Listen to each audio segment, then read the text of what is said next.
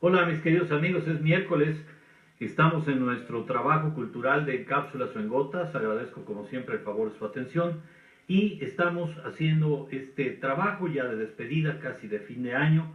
Recordemos que en las semanas anteriores estuvimos platicando de don Manuel Gómez Morín, uno de los principales representativos del panismo hasta la fecha, y recordemos que él estuvo 10 años, de 1939 a 1949. El día de hoy toca a don Vicente Lombardo Toledano, que estamos viendo en pantalla, de 1894 a 1968, fue su periodo de vida, pero más allá me voy a referir a un trabajo de Enrique Krause con respecto a pues estos dos próceres, dos gentes que tuvieron una forma distinta de pensar, pero un origen común, como hablamos acerca de la generación de 1915, de los siete sabios, don Manuel Gómez Morín, y hoy, en este caso, don Vicente Lombardo Toledano nos permite terminar el año haciendo un análisis referencial y voy a ver la obra, los remito a la página 370 de Caudillos Culturales en la Revolución Mexicana. Es un trabajo que presenta en colección Andanzas don Enrique Krause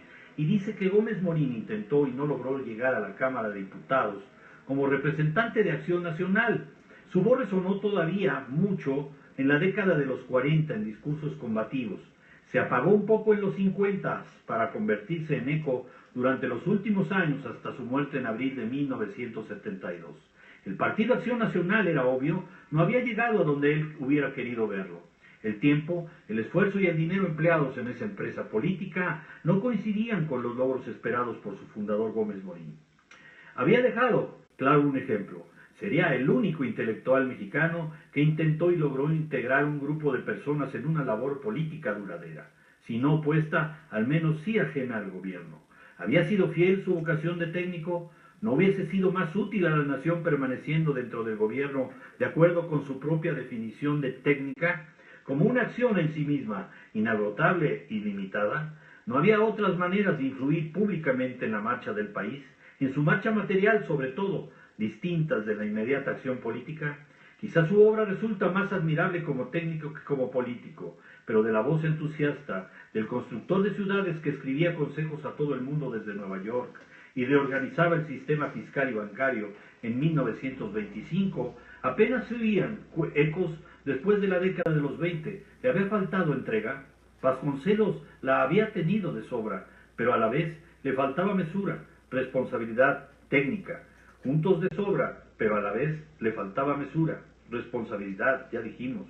En 1929 fue el avatar, o la serie de avatares que vivió Vasconcelos, para vertebrar el maderismo mexicano. Separados lograron así hacerlo. Una oposición a través del ejemplo, los dos terminaron mucho tiempo antes de morir en el silencio, olvidados de sus utopías iniciales. Me refiero a don José Vasconcelos Calderón y a don Manuel Gómez Morín. En Lombardo, la distancia crítica llega cuando el poder lo desplaza. Su mitad apostólica se amplifica. El problema de México ya no es un asunto mexicano particular y concreto, sino un mal mundial, el capitalismo.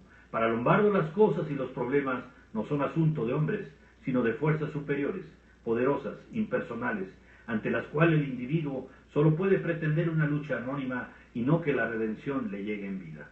¿Cuáles serían esas diferencias?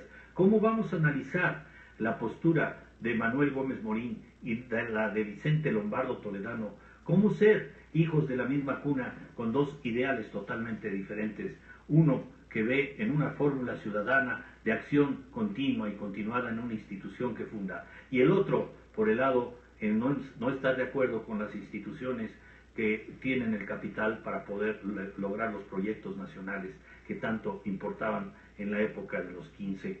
En la reconstrucción de nuestro país después de la Revolución, don Vicente Lombardo Toledano pensó en que el poder debería detenerlo o atentar, o detentarlo más bien, y usar ese poder político a través de la socialización de los medios de producción.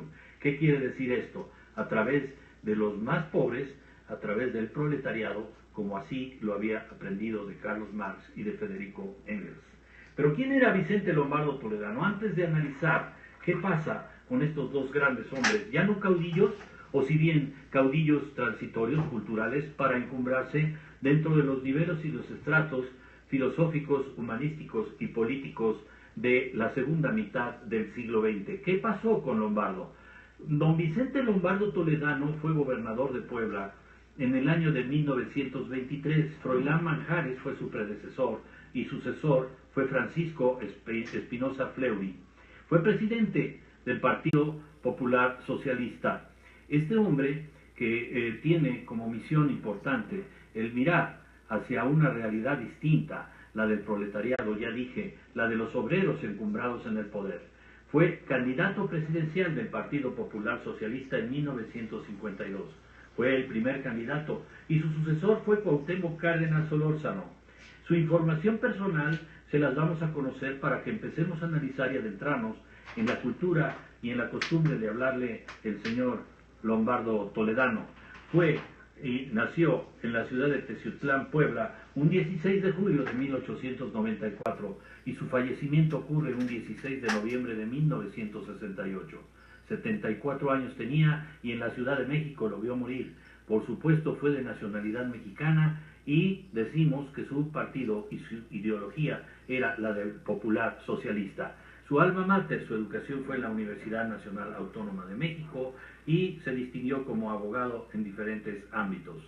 Ya dije que nació en Teciutlán, en Puebla, y que fue un sindicalista, político y filósofo mexicano de tendencia marxista. Vincenzo, como se diría en italiano, Lombardo Cati, contrajo matrimonio con Marcelina Carpio. De esta relación nacieron 7 hijos: Luis, Vicente, Emilia, Marcelina, Alejandro, Pedro y María.